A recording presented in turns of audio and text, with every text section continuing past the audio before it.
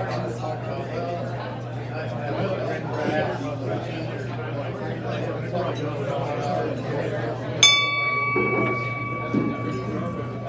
afternoon, everyone. Welcome to the October 14th meeting of the Rotary Club of Des Moines. I am President Catherine Staub, and we are delighted to have you all here with us today. If you noticed, as always, I have my mask on when I'm not eating or drinking or speaking to you. As you know, the Embassy Club encourages that, particularly when you're entering and exiting the building and in the elevator. Now, I will welcome Kurt Johnson to the podium to do our moment of inspiration. Thank you, Kurt. Yeah, hey, I'm going to ask you to sit down because I'm going to take about 3 or 4 minutes because I'm going to read a poem that's going to take that long. So I won't have you stand that long.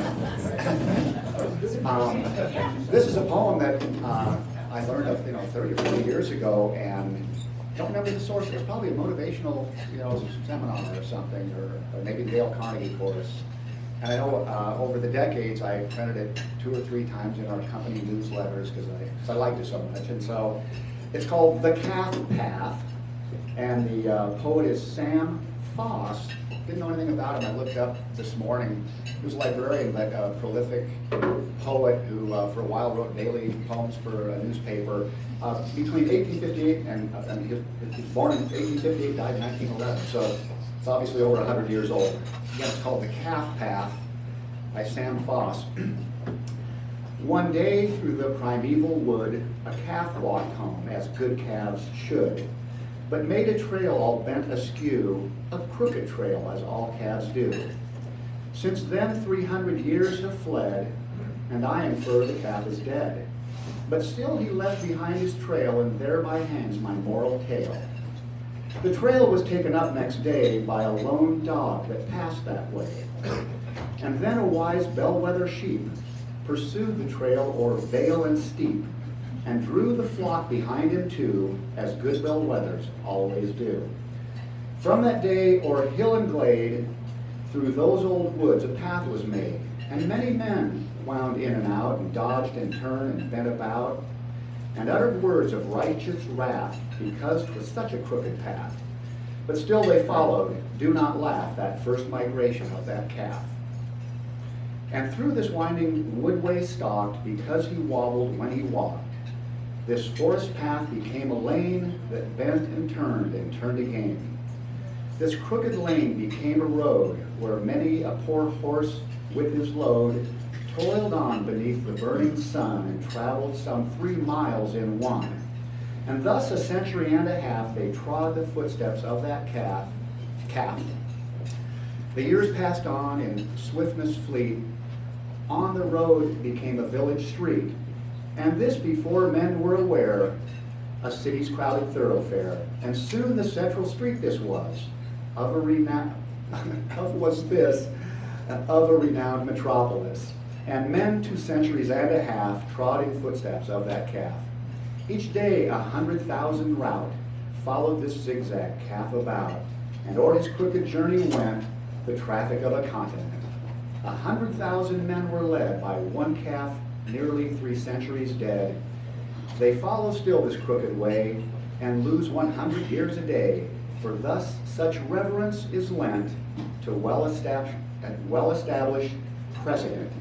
A moral lesson this might teach, if I were ordained and called to preach. For men are prone to go it blind along the calf paths of the mind, and work away from sun to sun to do what other men have done. They follow in the beaten track, and out and in and forth and back, and still their devious course pursue, to keep the path that others do. They keep the path a sacred groove, along which all their lives they move. And how the wise old wood gods laugh, who saw this first primeval calf. Ah, the many things this tale might teach, but I am not ordained to preach. Please stand for the Pledge of Allegiance.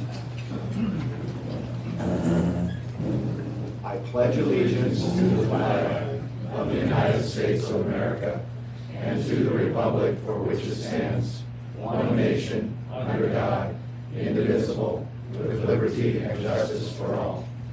And before we cast. It is the truth, it is the fair to all concerned, will build goodwill and better friendships, will it be beneficial to all concerned. Now wave at Oh, yeah. fellow Yeah, Rotarians. wave at your fellow Rotarians. Yeah. Didn't have it on my script. Sure.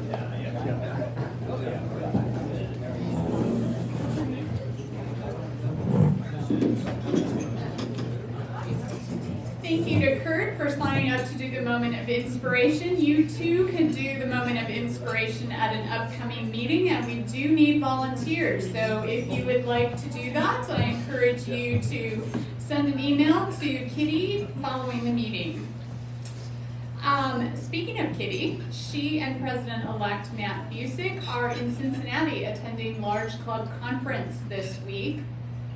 They are attending Cincinnati's weekly Rotary meeting right now.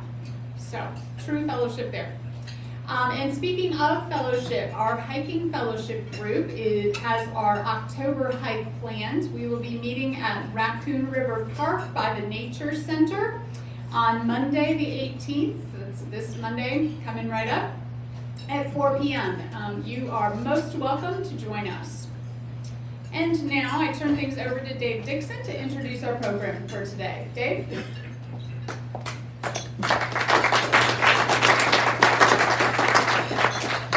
Thank you. I came across something, a paragraph in the Kiplinger letter from the September 24th issue that I'd like to read to you. While China now has the largest navy in the world with over 350 ships, America's fleet remains technologically superior, due in no small part to its strong advantage under the sea. The U.S. already boasts the largest fleet of nuclear-powered submarines in the world, with further plans to expand. And that's what today's program is about. I would like to introduce our speaker, Captain Peter Welch from Cedar Rapids, Iowa. He's a fourth-generation Iowan and a third-generation naval officer.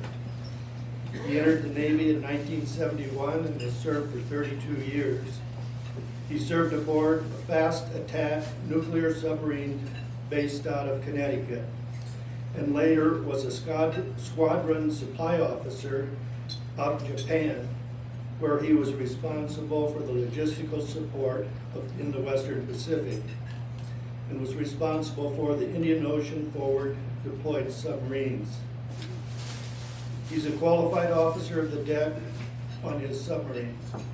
In 2018, he established the commissioning committee for the USS Iowa submarine, which is under construction at 2 East Coast seaports. So please join me in welcoming today's speaker, Captain Peter Welch.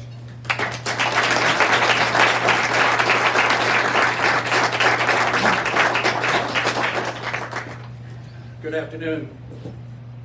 My name's Pete Welch, and yes, I'm a fourth-generation Iowan from Cedar Rapids. Proof that Iowans do get up and do interesting things in the Navy. I think it was always goes back to maybe we wanted to see something beyond the other side of the cornfield, and that's true even to this day. One of the things that I want to talk about, obviously, is the USS Iowa. Okay, the USS Iowa is the fourth ship with the name Iowa on it. The prior three were battleships. There was one Iowa that was in the Civil War that did not get commissioned, so the Navy did not count that one. But this is the USS Iowa. It is a Virginia fast attack submarine. We'll talk about the difference in the submarines in just a bit. What you see here is the crest. The Senior Service Army started a tradition of coins for units, commanders, and others, and the Navy picked up on it, and they do that. This is actually the ship's crest, and your president has one of these crests with an explanation of everything that goes into it, and you should get a list of all the attendees today, and we'll take a drawing at the end of the presentation, and that person in the drawing gets it, but since Tim already has one, his name is eliminated. So we go from there. What we're doing with the commissioning committee purpose and vision, what we do is provide support for the christening and the commissioning of the submarine. The schedule right now on our submarine is christening in the spring of next year. And once the christening is done, they do sea trials. In the sea trials, basically what you're doing is you're seeing, have the two shipyard contractors build a submarine that performs up to specifications. We have two shipyards capable of doing submarine construction. Electric Boat in Groton, Newport News in Virginia. Okay, the Iowa is the 24th of 40 Virginia-class submarines.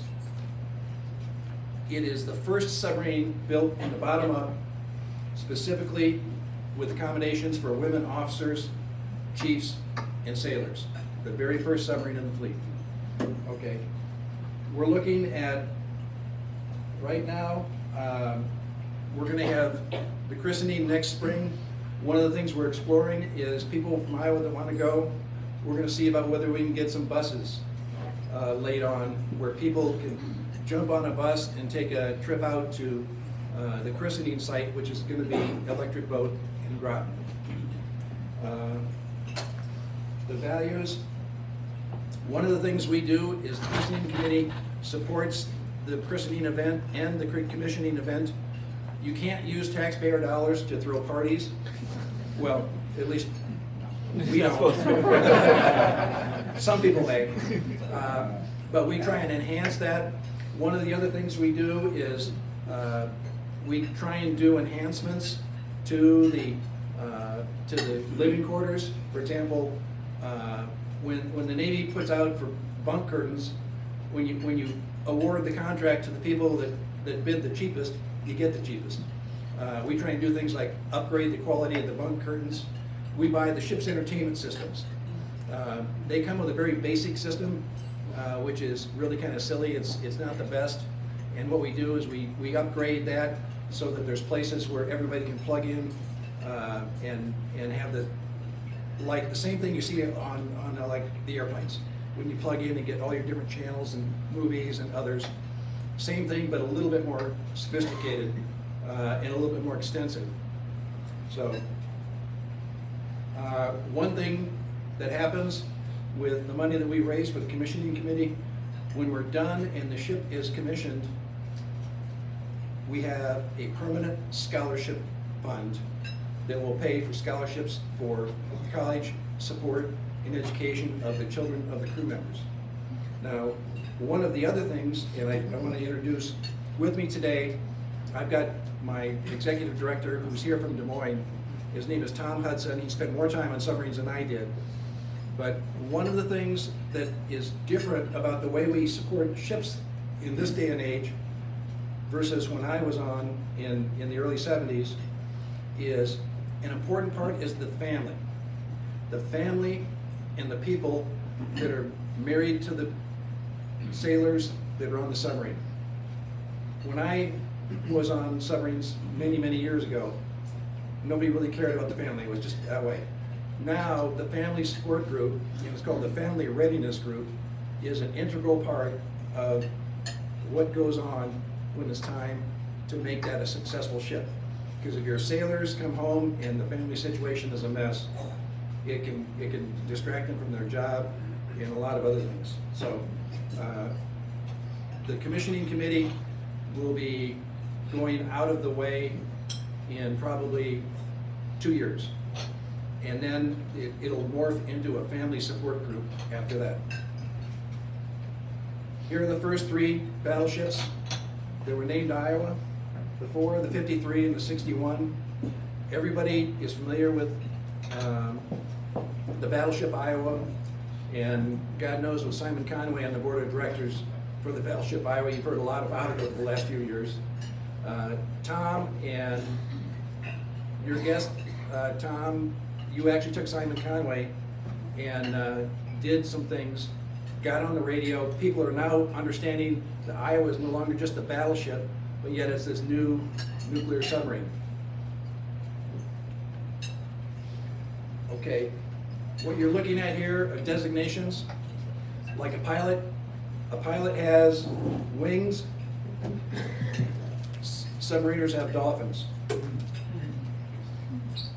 These are enlisted dolphins, gold officer dolphins. And what you're looking at, this was the original turtle. It looks like a turtle, and this was one of the very first submarines that had.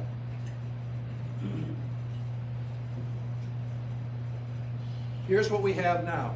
On fast attack submarines, we have still some Los Angeles class that are 688s. We have Seawolf, and the Seawolf, there's only three. There's the Seawolf, there's the Connecticut that you just heard about 10 days ago in a collision that had hit probably an underground mountain. Most people don't realize, we all realize there's mountains above water. The mountains in the ocean are larger than the mountains above the water. And that is a submariner's nightmare, is that you're gonna be going someplace at a pretty decent speed and run into an underground mountain. And the reason that happens is a submarine trades on being discreet and quiet. So when they go somewhere, they're not sending out radar in front of them, because that tells everybody where they are. They're going someplace and not making any noise, and that's how the nightmare of hitting an underground mound or a mountain. You've got the Los Angeles, the Virginia. The Iowa's the 24th in the Virginia class, and it is